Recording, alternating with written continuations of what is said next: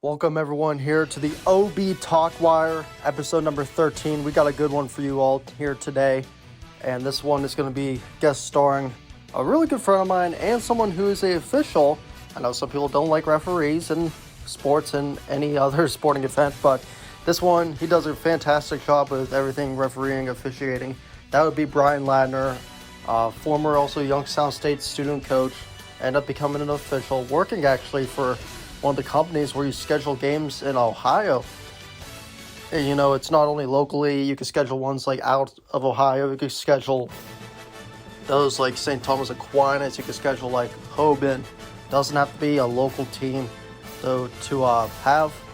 But Ladner coming on over here, we're going to be talking a little bit about his officiating experience, how hard it is to be an official, what got him to be an official. In the second part, we're going to talk about his career at Youngstown State, being a student there, him actually being a broadcaster a little bit too with his own radio show, and just overall his coaching experience. Once again, I want to thank everyone for the support.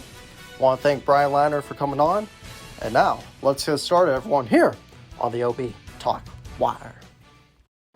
Welcome, everyone, over here, episode 13, the OB Talk Wire. Here, I'm from my brother's room. We are remote once again, just because it's been a busy week.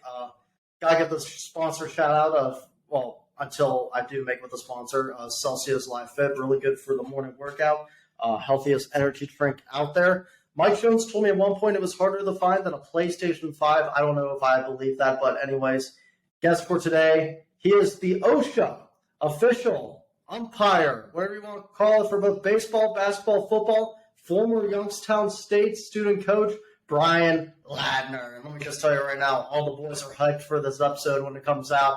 Lads, thank you for coming on. Yeah, absolutely, man. Appreciate you having me. Anytime. So, lads, first things first, is that a PlayStation 5 headset that you're wearing right now? I think it, podcast. Yeah, I think it might be. I think it's compatible for that. I don't have a PlayStation, though, but my job provided me with this headset, so it actually works real nice. It's noise canceling, so I don't hear anything in the background.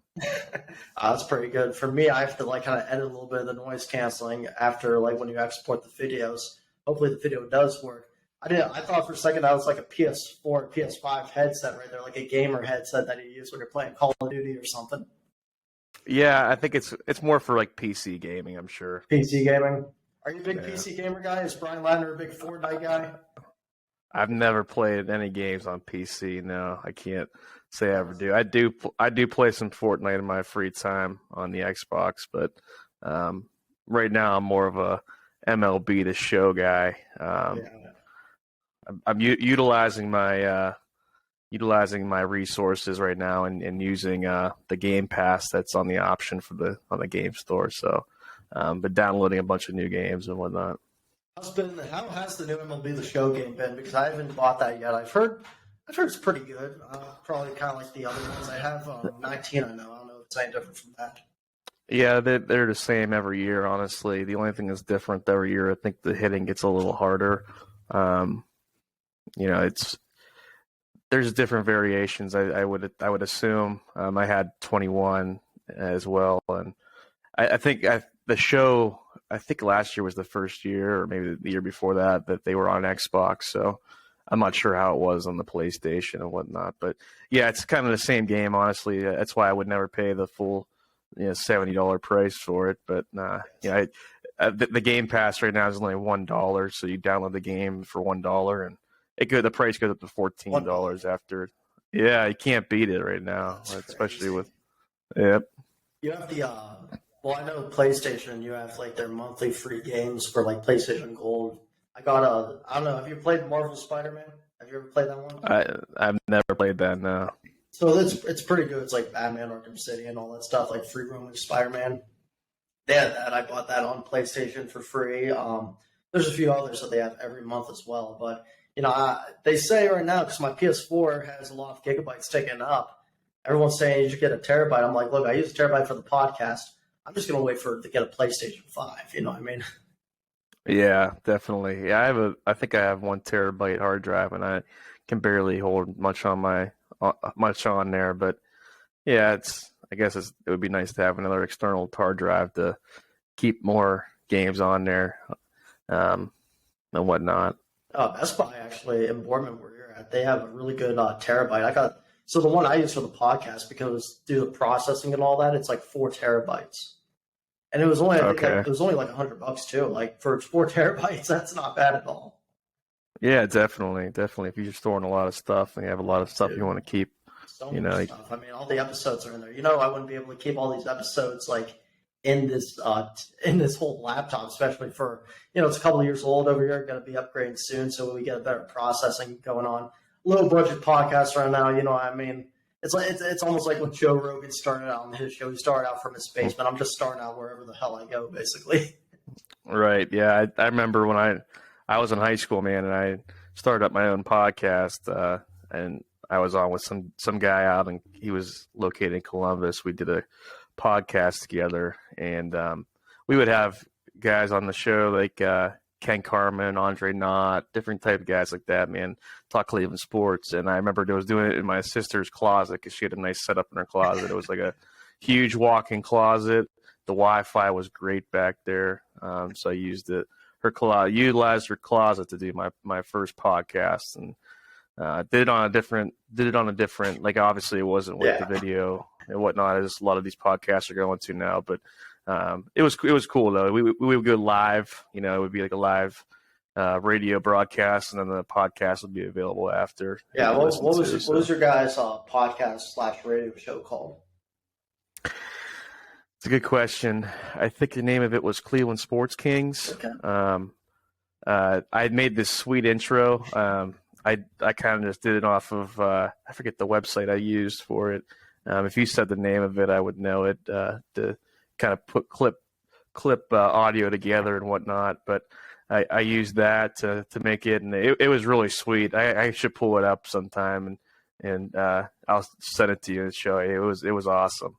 So what happened to it? Why did you guys discontinue it? Was there just something else? The job's gone away, or what? Yeah.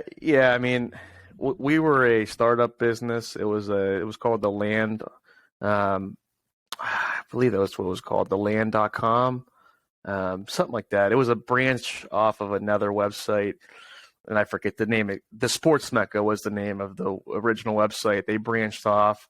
They weren't making much money doing it. It was just you get all you make all your money off of the views that you get and whatnot. So we were publishing articles and whatnot, but then we would also do the podcast, and it just became too much of a challenge. I didn't have enough of right now, I feel like I'd be better equipped to have all the technology that would be capable to running a podcast, but not like back then. It was just so much harder. Yeah. I had like a microphone, but trying to like pull somebody in a Zoom, like I had to use Skype to Skype people in. Skype's not even. Yeah, Skype wasn't. It's not even really a thing anymore. It's like you could Zoom someone in and you could listen to have two people talking and both on the screen and whatnot. Back then it was just so much harder. So kind of got away from it. I enjoyed more journalism though. I liked writing when I was in high school. I contributed a lot to our newspaper that we published. Won a couple awards. For YSU, right? The Chamber, or was it? No, not for YSU. This was in high school. We had one of the top newspapers in the state. We got nominated every year for different awards. It was just a website, but we didn't really actually publish a hard copy newspaper, but we would publish stories. Each week we'd have a certain amount of stories we had to publish onto the website. So I did a lot of that when I was in high school, and kind of that's what my passion was in the time. I liked writing and then talking sports. And the referee said, "Hey, we got a couple of bags over here. Come take some if you want to come over." Yeah, you know what? I didn't start refereeing, man, until I was probably a senior in high school. A senior? Yeah, I was a senior in high school when I started. I got involved in. I saw a post on Facebook it was about they were trying to find YMCA referees for basketball, and at the time, for like youth basketball and all that stuff, right? It was like little kids. I mean, I'm talking like 3-4-year-olds that could barely walk on their 2 feet without tripping over their, so I started out doing that. I got hired, and I was making $8 an hour. So looking back now, $8 an hour compared to what I make now officiating, is a lot different. Like I would never work for $8 an hour. Although the amount of money we make isn't not too far off, but $8 an hour is a little bit stingy these days, especially officiating the game. But it was a lot of fun. I started out doing that. I did that for the winter time. I didn't really learn too much though. It was more so just showing up and getting paid to do my job. I would stand there. I didn't really understand the certain aspects that went into officiating a game. I just kind of would make sure nobody would fall over each other and get hurt, and if the ball went out of bounds, you blow your whistle, you point the other way, or point staying with that team that went out or whoever it went out on, so that was the extent of it. They wouldn't shoot any free throws and whatnot. So, I did that for the winter time, and then an opportunity presented itself that spring to start umpiring baseball for local organization, Canfield Baseball Club, and I went to Canfield High School, so it was right there for me. Lived right in Canfield at the time. A bunch of my buddies were doing it, so I got involved pretty quickly. And when I first started out, it was more or less like you had to umpire within that that jurisdiction that you were in, so I was more subject to, I had to do Canfield baseball games because I got in with Canfield baseball. And then I learned that since I'm an independent contractor, because you're a 1099 worker, you can go work wherever you want. You can go work in Cleveland, you can go work in Florida. I don't know, it doesn't matter. You can work wherever. So I didn't realize that at the time. I thought I was going to get taxes taken out and so forth.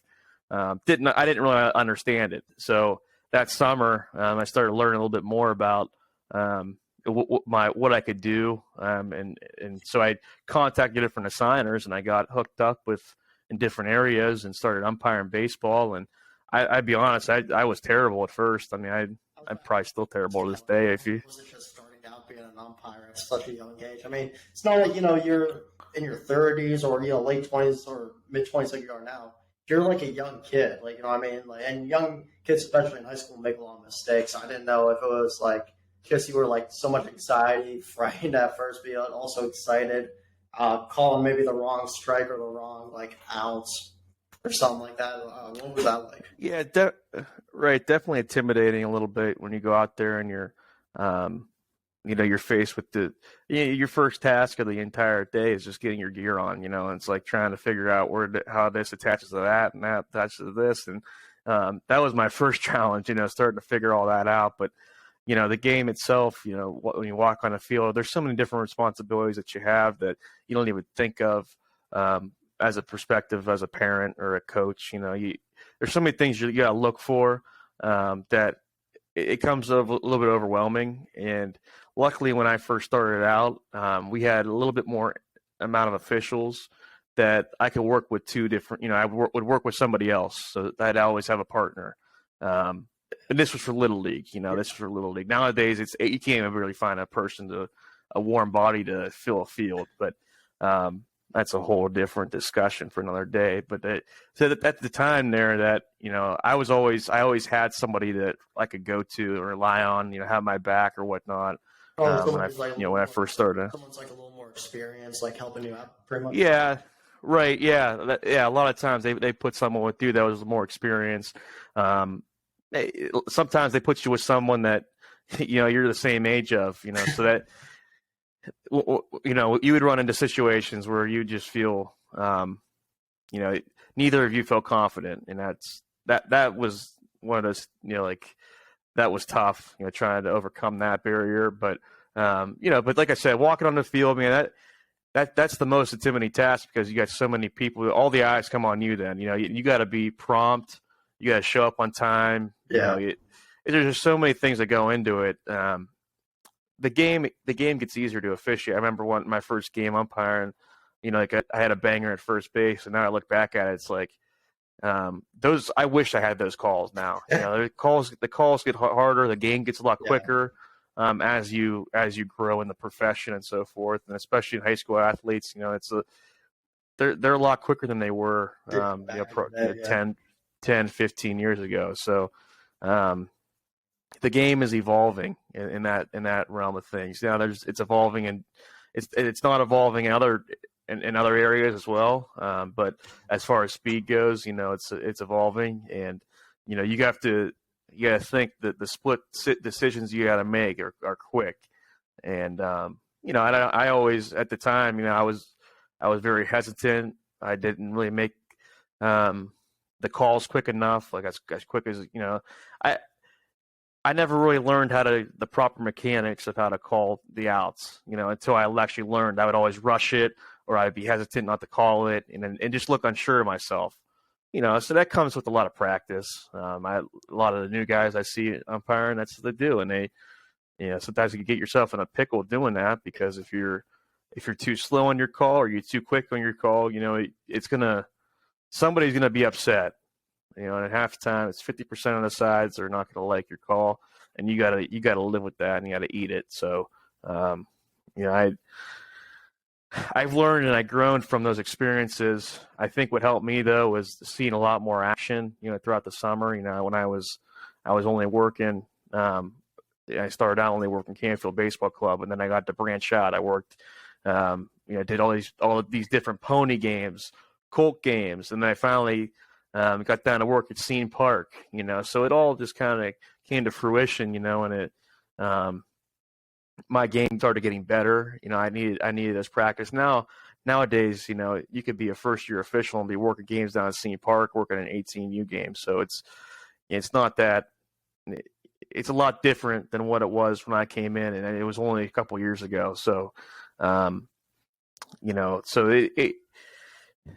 you have to learn from your experiences. You have to get that experience. You have to see that live action. You're not going to get better overnight. There's a lot of people that that don't put that time and effort in, and then they kind of just show up. For instance, you have to work those scrimmages. You have to do the extra mile to kind of get better. Attend clinics, watch film. My season really never ends. And that, whether that's for baseball, football, basketball, I'm always kind of keeping up on rules, different scenarios. But the one thing that I always kind of keep I'm always watching film. There's always film to be watched. There's so much video out there you can find, different scenarios, and that's kind of the one thing I've really honed my skills on is getting good at watching film. It goes in part with being a coach, but you're looking for different things when you're watching film. You're looking at what the referee does. It's hard watching a game nowadays and not looking at what the umpires do, what the officials do in the game. The referee in football, the different positions on the field. In basketball, it's just hard not watching the game now and seeing what the officials are doing. Yeah. Whereas before it was always like I'd watch the game and you'd have an interest in the players on the court. That's it's just changed for me a little bit. That had to take a little bit of a process, because you're like, oh, this game's so, even especially if it's a hype game, you're like, this game's hype, but then you would have to focus more like on your officiating calls and see, hey, I did this right, or hey, I messed this up. I'd imagine it was something like that. Yeah. I mean, a lot of times, watching games like that, but also you have like for me, like I've always just had an interest in high school sports, so I've always felt like I was connected with some of the teams in the area and whatnot, especially like in my high school, Canfield and whatnot. So being invested into their athletic programs and always following what they did and so forth. Now it's just weird doing games for like Canfield High School, and you can't be biased and whatnot. I could always block myself off from doing those games, but those are the premier games that you want to do. You want to be doing the Canfield games. You want to be doing the Boardman, the Polans, the Fitches, the Hardings, those teams. So putting yourself in this position, you have to have that non-bias aspect, and going to games, going to see a Canfield game, you see a lot of people you maybe grew up with, their siblings are still playing. Right. Yeah, exactly. Exactly. In the stands, a coach that I might have had as a teacher, somebody's always there that and more of the places that you go to now, you kind of build relationships with the people. if it's the coaches or the administrators that are there on site that day, kind of directing you through, giving you guys a water, providing the housing for you, the locker room, escorting you from the locker room to the court and back out. So I've gained a lot of relationships over the years. So now it's like, it doesn't matter where I go. I feel like I always know someone. So it's cool going to different places, and I was just telling my buddy the other night, there's one school that I would go to every night if I had the chance, and it was Heartland Christian, because they have she has since left, but she was the nicest athletic director. She would feed you after the game, give you a bowl of soup.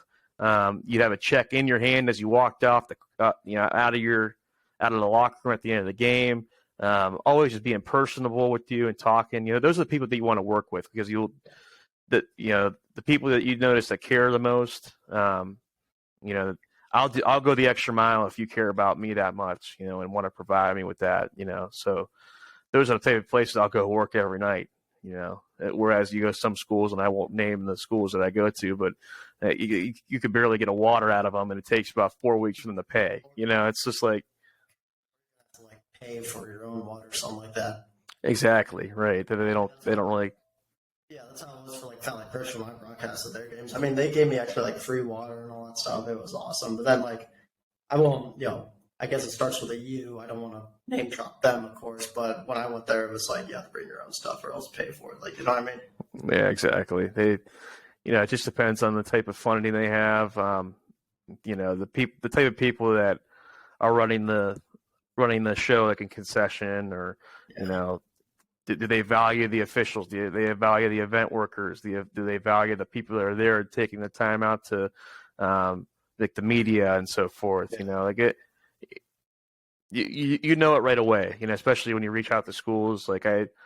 We have a policy where we have to reach out to the school, especially in football, the week before our games. Say if our game's on a Friday for Friday night football, we'll reach out to the school on a Monday or Tuesday, get a feel on where we're going to park, if there's any special events that week, or for the game that week, who's going to be our person of contact when we're there, just different questions, as to overall, if we have run into inclement weather, who's the person that is responsible for telling us, hey, maybe there's lightning 13 miles away.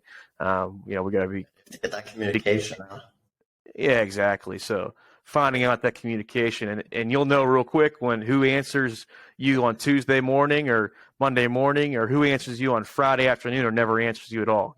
So you get, a lot of different people there.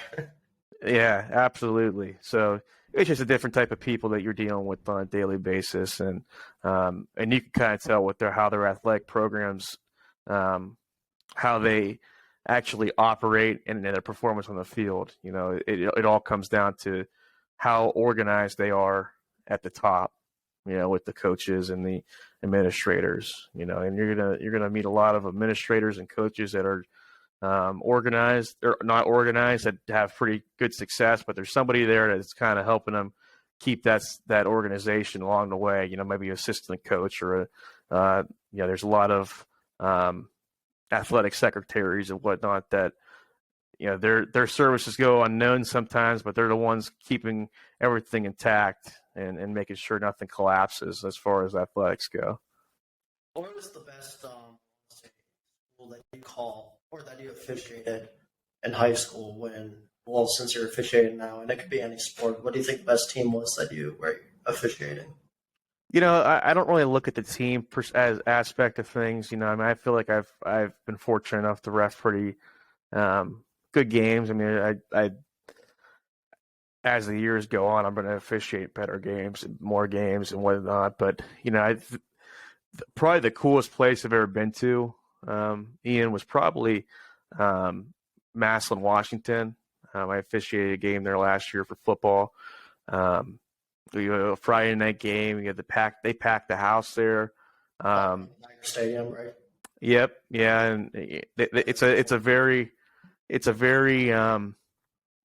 hard-nosed area. You drive through, the streets there. They don't have mansions there, but they have kids out in the yard, warming up, playing football with their friends, and I watched a documentary on it where they give the baby boys a football, I believe, and the girls like a pom pom or something of that nature. They care a lot about their athletics, and it really shows on Friday nights when you walk out in the field and there's 13-some thousand people at a high school game. It's remarkable.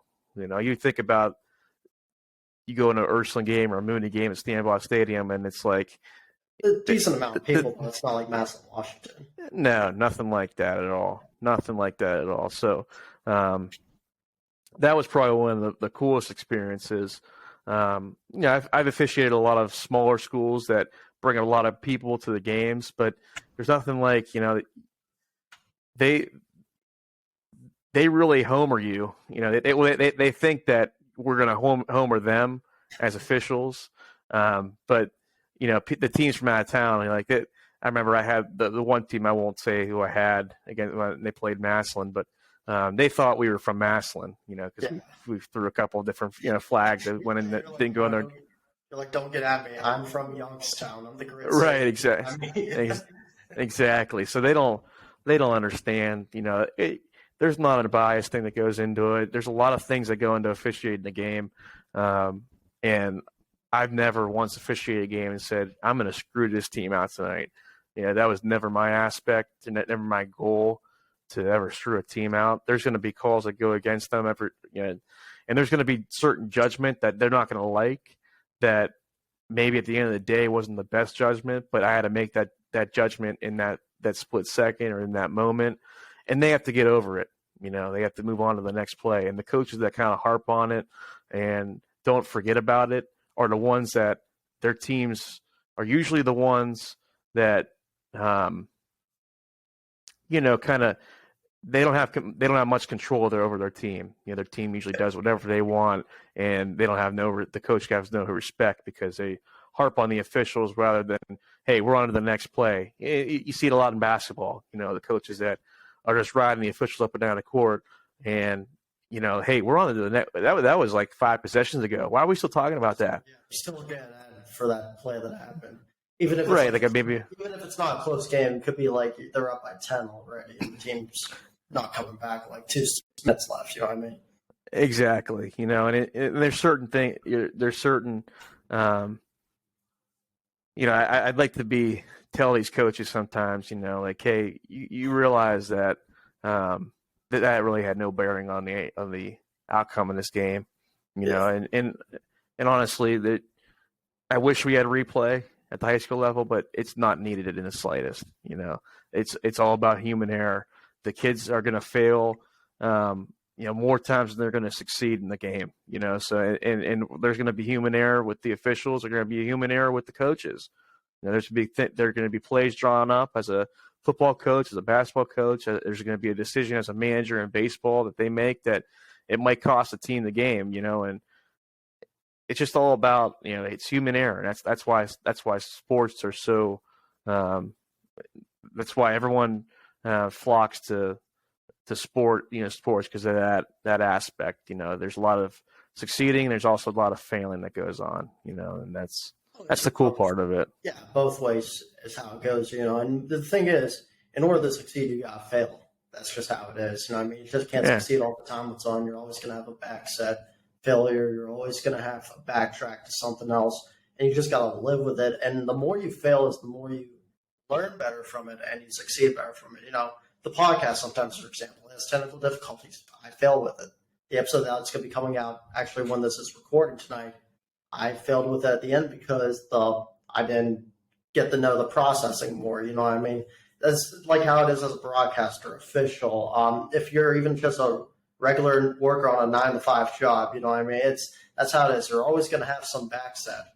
Or as I do sometimes with landscaping, like a hose can break sometimes. Well, guess what? You got to somehow fix that hose, and you got to have a quick mindset of it, and you just can't go back to when it broke.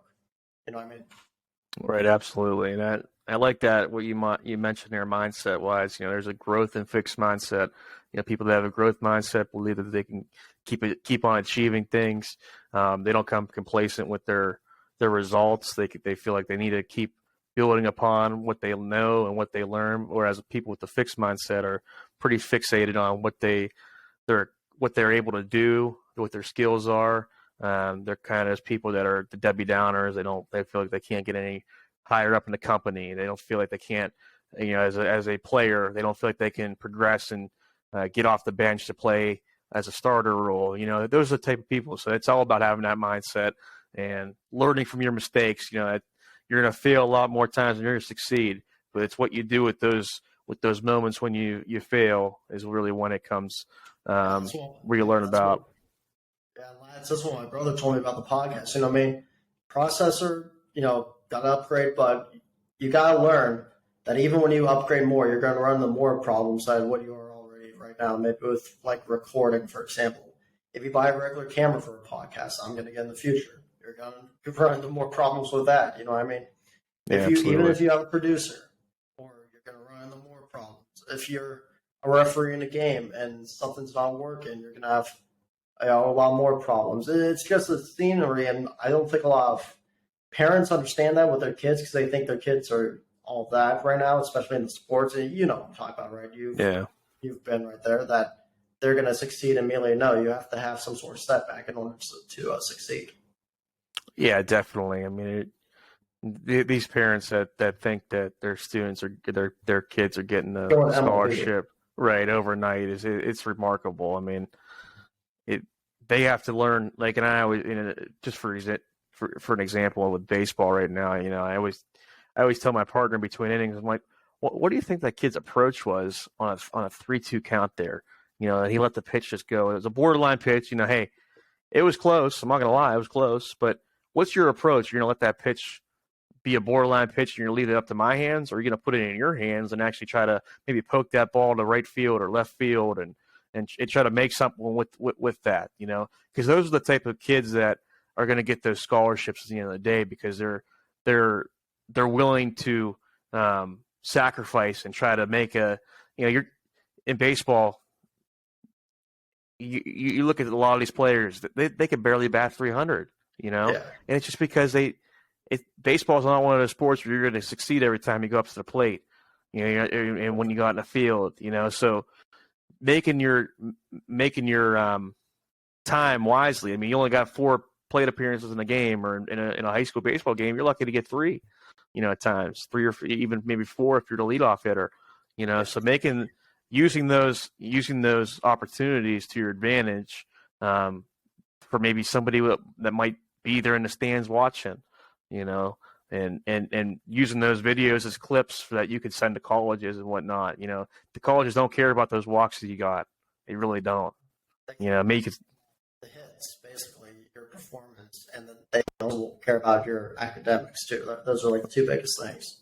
Exactly. They're going to see, if you send them a clip, they're going to be interested to see how you handled a situation or a moment like that in a 3-2 count in the 6th inning with the tying run on second base, and were you able to make contact with the ball and take it to the opposite side of the field or so forth, just to put your team in a position to win the game, So that's the way I look at it, and a lot of times the parents don't understand that aspect of it. They think, oh wow, you struck out little Johnny, you're the worst, But no, it's all about trying to learn, and at times too, you got to expand the zone a little bit as a hitter. You got to choke up and try to swing that bat and get it and get a bat in the ball.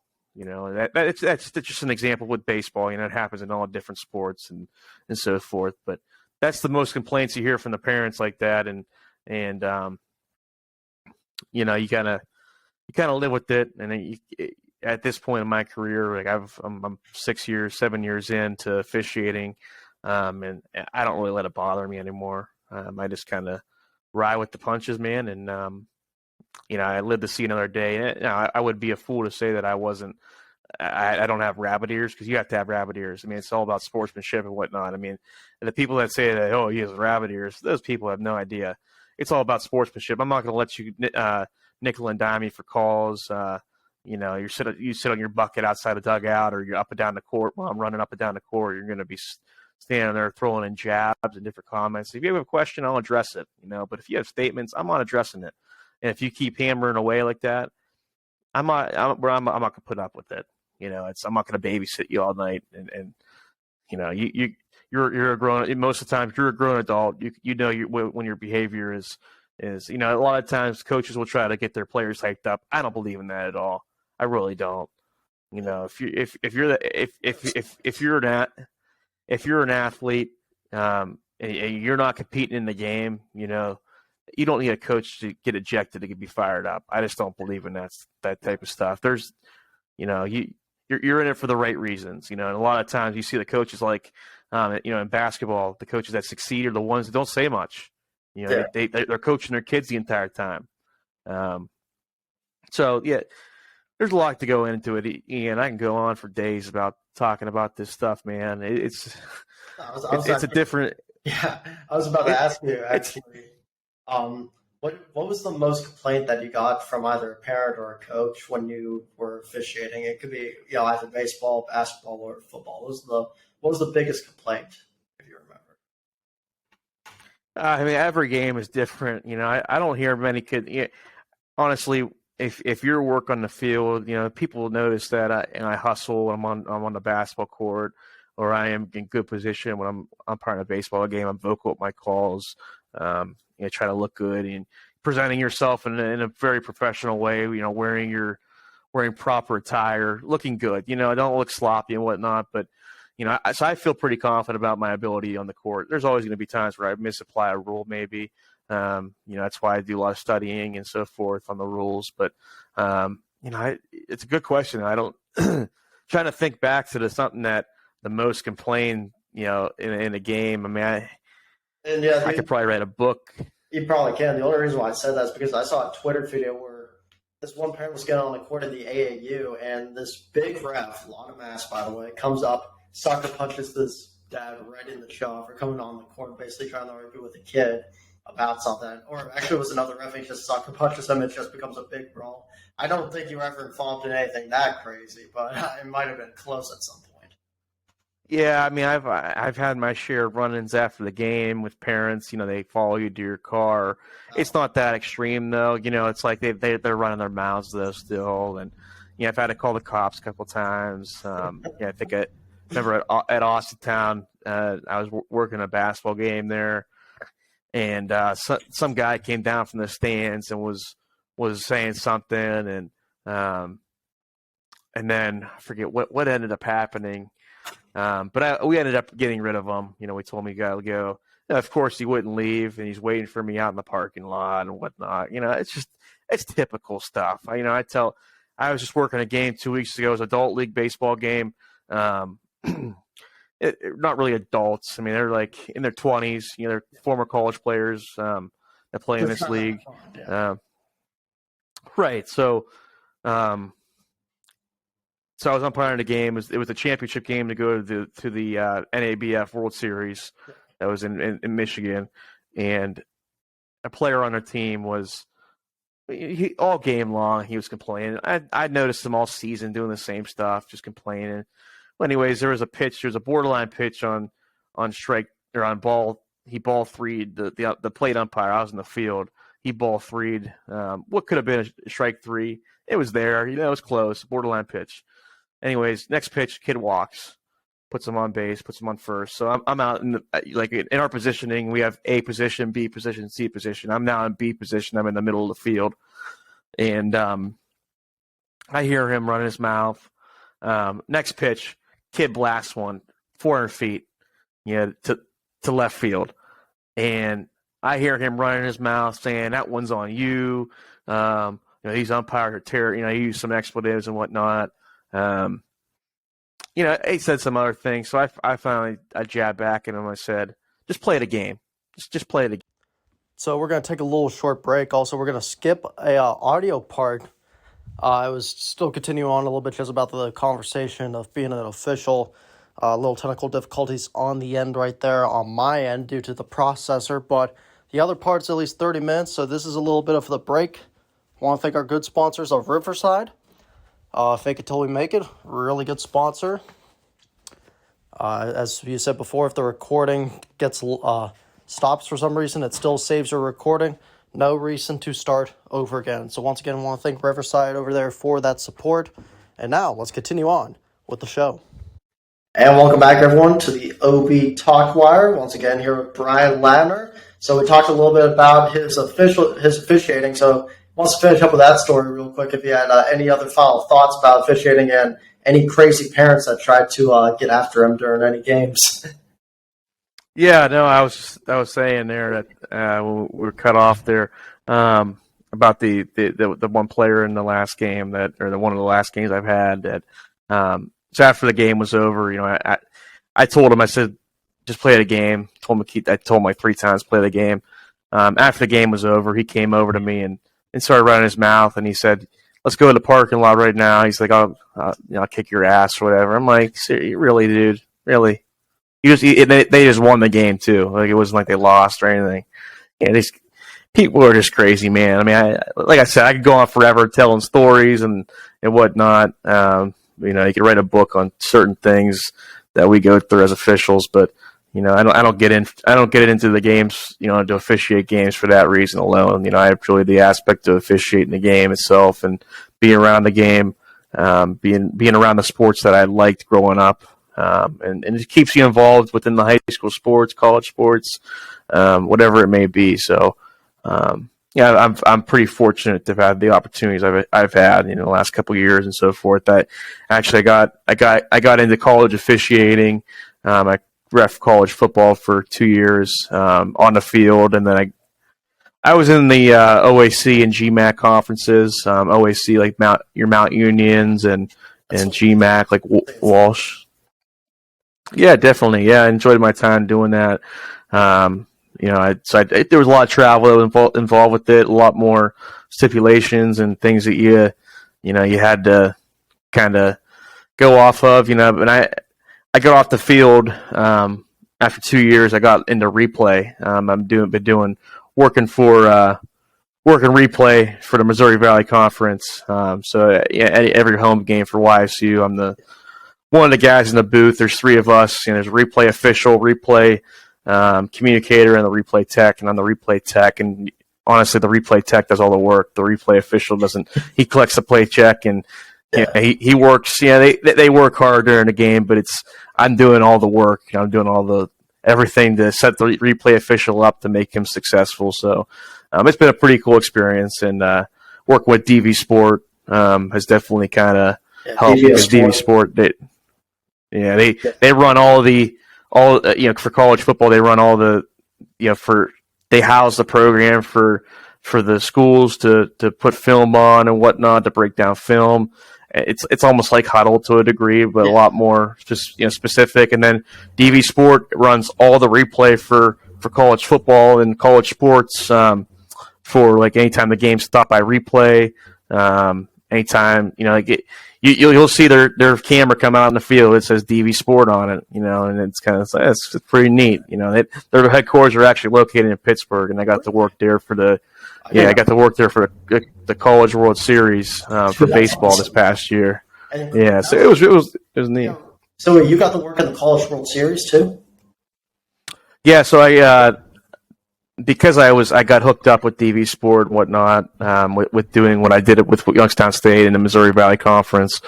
I got hooked up, and they needed somebody that was more local to come in and help with the college regionals, the super regionals, and the World Series. So I was headquartered in their facilities in Robinson, PA, which is outside of Pittsburgh. And I worked like 7 or 8 games. The games last longer than you think, so you can only do so many in a weekend. So I worked like 4 games a weekend for a couple weekends, and it was really cool. I mean, so anytime the game was stopped by a replay, I was the one that was basically the one stopping the game per se, which was cool, for the college regionals and super regionals. The guys making the decisions and so forth, the ones that are the replay officials, they were in a room over from us, but they're former on-field officials and whatnot. So really, really cool experience you meet a lot of people doing this stuff, and thankfully for my connections when I was at Youngstown State, which I'll get into here in a moment, kind of helped me make those connections with TV sport. So I'm pretty thankful in that aspect.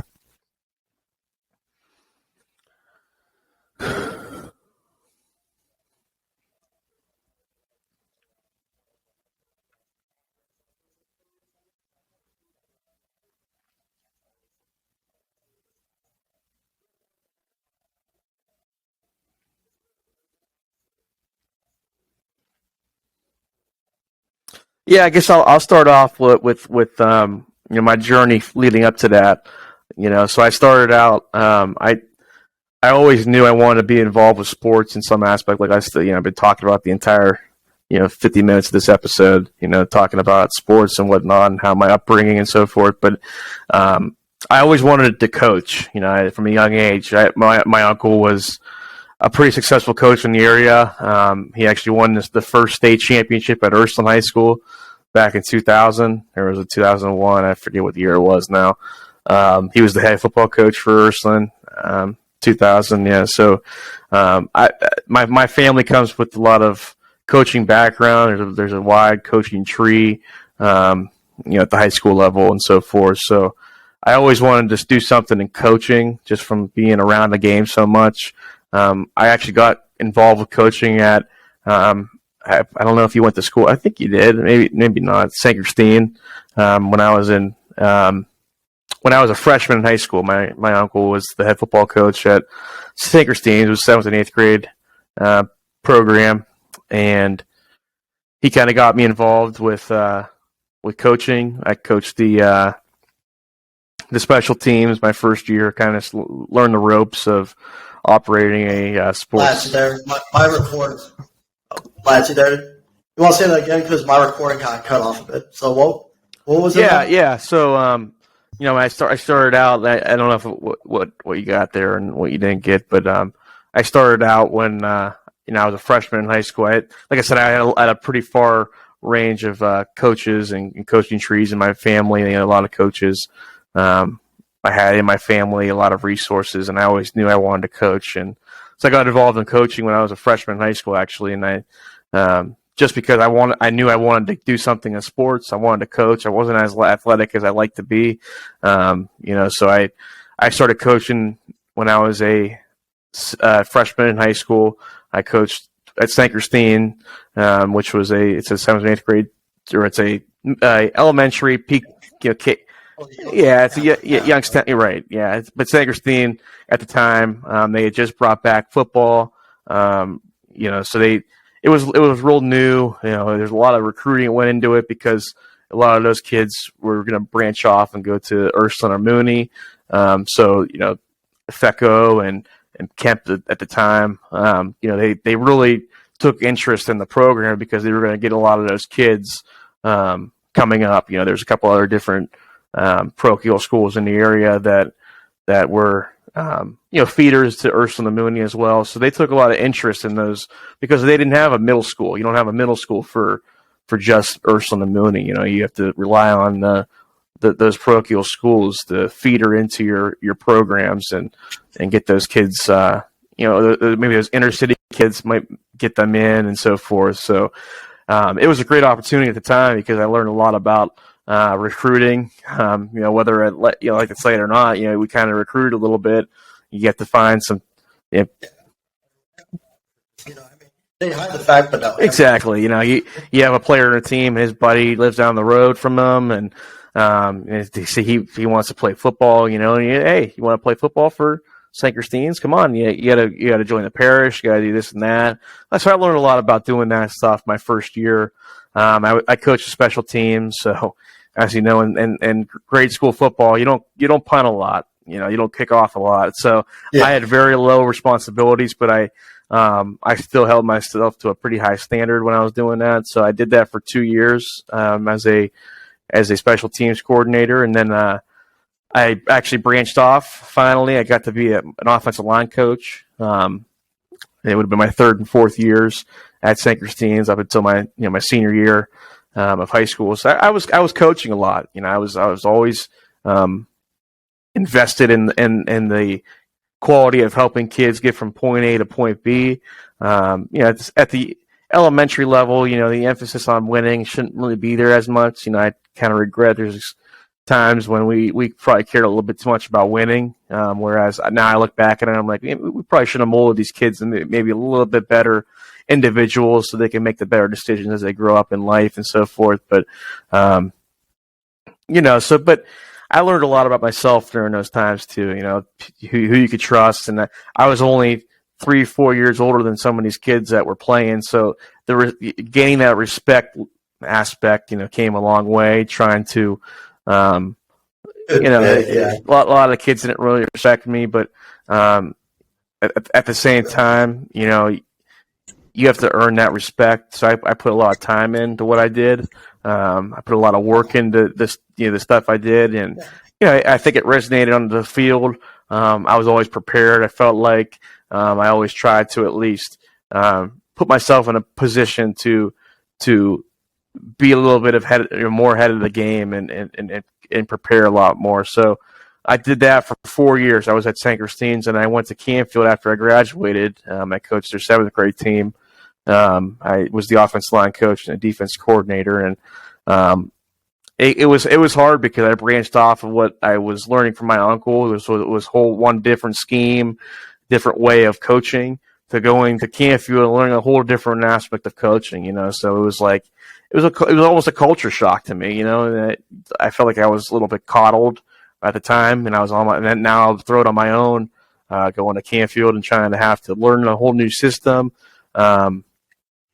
Learn different expectations of what the coaches want, and I think the cool thing was they didn't really care too much about the winning. The winning comes with it, but if you get the kids to buy in, they want to come play football, they don't want to leave and so forth, that's when it becomes, that's when the winning comes, when you're doing the right things and so forth. And that's what I felt like Canfield was doing. Taking your time as well. Right, absolutely. And there was a lot of things that I kind of was upset that we didn't do. Like, I didn't feel like we did a lot of conditioning and so forth. But then again, I look back at it and I'm like, it was 7th grade football. These kids were just coming from 6th grade. These kids are. Yeah, we're not seniors, we're just still beginning. Exactly. So, kind of lowering your expectations a little bit is very important. So I did that for one season, and then it was the season. It was like the winter after Youngstown State went to the playoffs. I was a freshman at Youngstown State. I'm sorry, when they went to the championship game, and I was a freshman at Youngstown State. I was trying to get involved in the athletic program. I would like the athletic department and whatnot. So I was trying to put myself in a pretty good position to land a job in athletics and want to continue my coaching realm. So I got hired on, believe it or not, by he was the offensive line coach now for the Raiders, for the Las Vegas Raiders. He was our offensive. And who was that again? It was Carmen Bursillo was the offensive line coach at Youngstown State. When he's the one who hired me, I was kind of his assistant for the first couple months. Learned a lot. Honestly, you learn a lot more than you think. It really brings you back down to earth a little bit because you don't know as much as you really think you do. Until you go to a program like that. So I learned a lot about coaching. I learned a lot about managing the athletic programs. You do a lot behind the scenes, running your summer camps, daily tasks. I mean, there was times I rest up at the stadium. There was times where, you're leaving real late. The coaches leave at a certain time, but you have to stay because you have to prepare the coaches. Break down. Exactly, right. Break it down the film. Yeah, you got to break down all that. That's what Cole did, I know, for a little bit. That's what Tony did for a little bit, too. Like, as undergraduate assistants, you got to break up all that filming. You don't get you don't get paid for it. There was times, too, like where I would bring work home, like writing our scripts. I'm the offense coordinator who is at Buffalo now. He was our offense coordinator. He'd be texting me in the middle of the night, "Hey, lads, here's the script for tomorrow's practice," and I had to put it in our system and type it out and print it out in the morning when I got there and make a copy for each coach. And Bo Pelini liked it Bo Pelini liked to cut out a certain way, so I always had to make a special copy for him. And, it was just That's to be perfect. yeah, exactly. So, making it a certain way, making those exceptions for the different coaches, you get to be really prepared. You got to show up on time. You get to show up early. If you're early, you're on time. If you're on time, you're late. So you got to show up on, if they tell you that you got to be there at 6 a.m., you got to be there by 5 a.m., 5:15, and get that work done, and then have that time to kind of relax and make sure everything's aligned by about 6:30 when it gets real, about 7 o'clock when all the coaches get in and so forth. So there's a lot that goes into it, man. I learned a lot about myself. They kind of give you more than you can handle sometimes, so you can learn to prioritize. They give you a lot of extra work. You go into school, go into class. In between classes, they really did not like when you weren't there in between classes. They know you had a class. Hey, lads, where were you at? Between 12 and 1. I was. I was. Don't worry, I was in class. Yeah, well, wait, and that's the thing too. They know where you're supposed to. They know where you're supposed to be and whatnot. They learn real fast, and they kid around with you. I mean, they all. It was so laid back with that staff to a degree until it got up to game day and so forth. But we had a really fun time just kind of busting each other's chops a little bit. We got to. Yeah, because we're short student coaches. I know you had Cole. You also had Giacomo, and then of course you had Coach Bose, your head coach. What was it like working just with all those guys? I mean, that's just those three right there just scream youngsters. Yeah, honestly, I didn't work with Cole or Mo. Actually, I was with a group that was before. So Nick Sebastian was there, Carter Hill, Travis Tisleretz, who I've learned.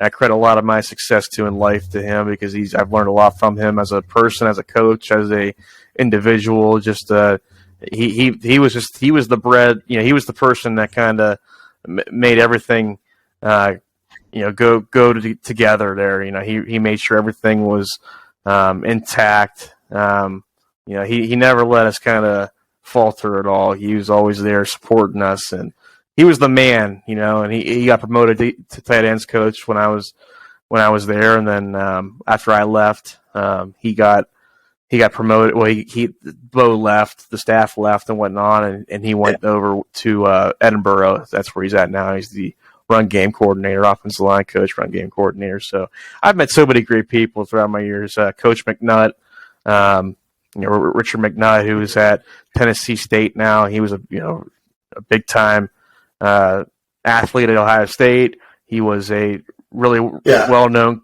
really good coach as well. Until he got into a little bit of things off the field that kind of hurt his career a little bit.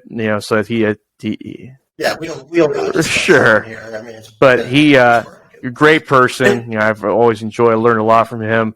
Coach Nick McKissick Luke, who is the running backs coach now at Northern Illinois. They're having a lot of success over there. He's one of the top coaches in the up and coming coaches in the country right now.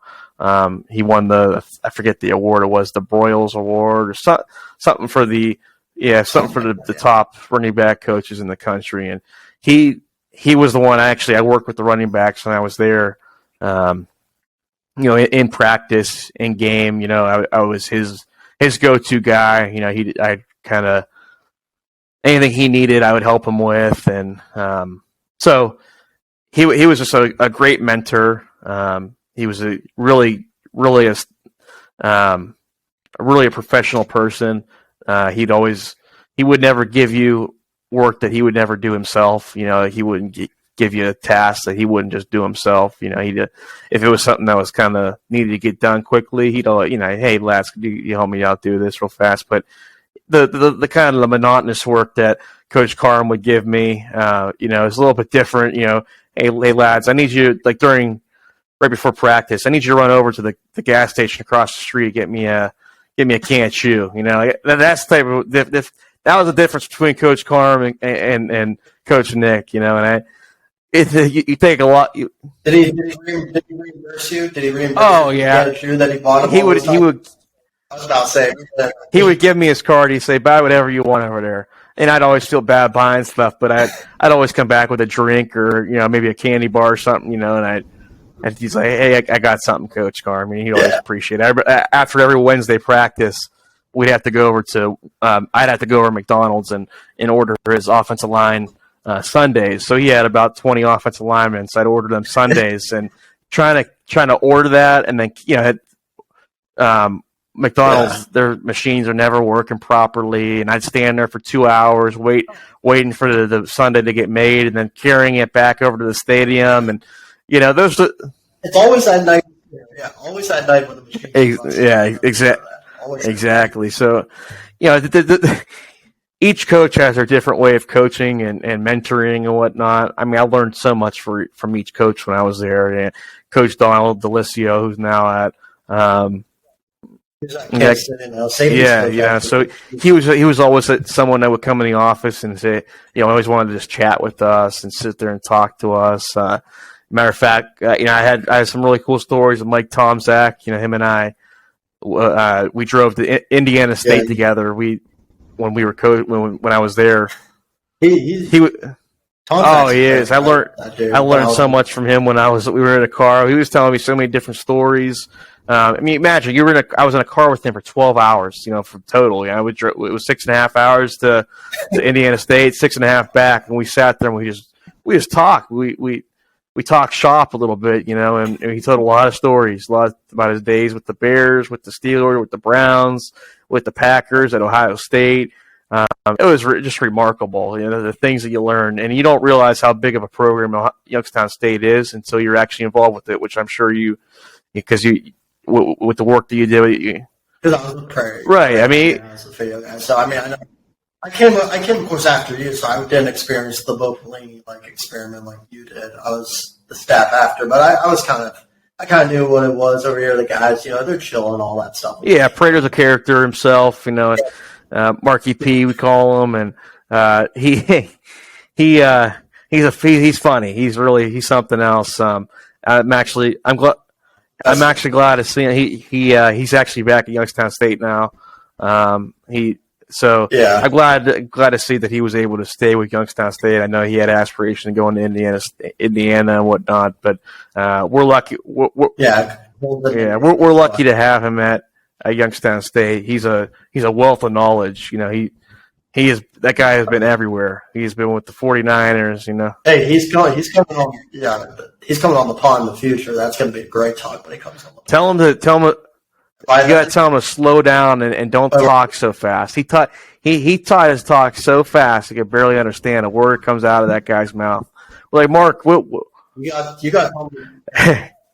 tell him, Prado, talk fast before my camera decides to act up again over here.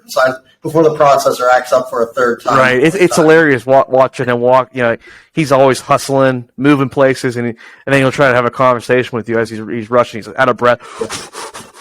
Like, Prado, just relax, man. You don't have to Him and I had really good. We had a really good pairing wise. I thought we had really good chemistry. Yeah.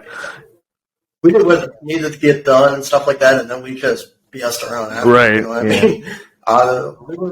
If he went to Indiana, I think when he was supposed to be going, we were going to possibly go for a drink before he left town the next day. Well, of course, no, didn't, but still, I mean? So that's just what characters you see right there at YSU, chill guys all around.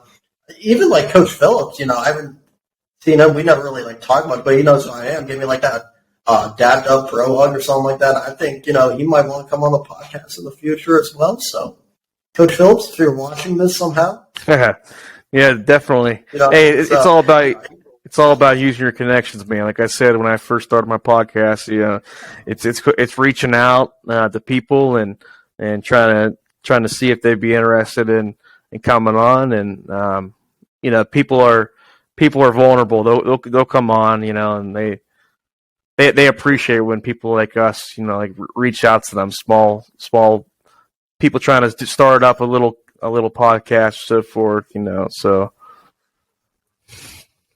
And, technical issues are a big part of it that I've dealt with already on a few episodes. This one only happened once, and luckily it didn't happen for that long because I have a recording audio on it that I could just put in. And luckily the video is intact too, now, so I can put that towards the end too. But you're going to deal with stuff like that for a long time, no matter where you are. You know what I mean?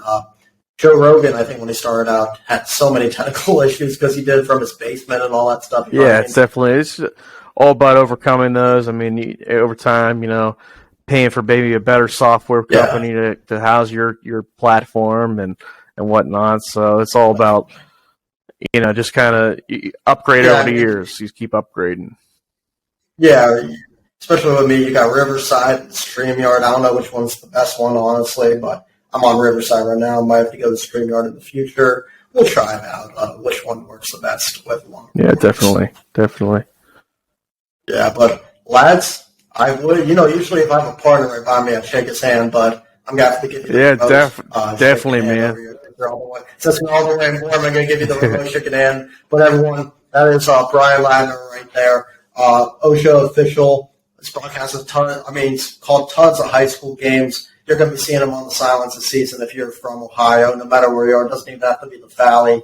And he's also a former YSU coach, knows a lot of guys. Really great guy as well. Really good with the broadcasting, too, especially because he's had experience with radio and started his own podcast, so he could possibly help you going up, too, with any kind of definitely and all that stuff. That's like how my bro can. But want to give out for the fake sponsor, which fake until we make it, Celsius. I work out in the mornings. This actually keeps me up a little bit. I won't say in the morning, too. Just take one sip. And there's a decent amount of caffeine. I'm not really a big caffeine guy, but you drink one thing. And in the morning, it's like you're in a different level. It's like you're in a whole different world because of that caffeine. I can't do that caffeine, man. I don't know how you guys do it. No, I do mostly non-stimulus. But this stuff, honestly, is like live fit. And your boy Mike Jones texted me the other day. He's like, this stuff, how did you get it? It's hard to find. I'm like, is it harder to find this or a PS5 right now? Yeah, that's fun. That's funny. But, yeah, anyways, lads, I know we had a couple of technical difficulties. I'm glad he stayed over here and didn't decide to just jump shift afterwards. We got it done really quickly, though, with the technical stuff and getting the audience over there. So how this episode's going to work, probably, everyone who's listening right now, or going to be listening when it's up, you're going to have the first part, video, middle part, maybe a little audio, and then the last part's going to be a whole amount of video right there. But, lads, I want, once again, thank you for coming on, man. Yeah, appreciate you having me on, man. Take care. Now, all you got to do is when we stop this episode once again on the OB Talkwire episode 13, Lads just has to stay on for a little bit so his video can process and record.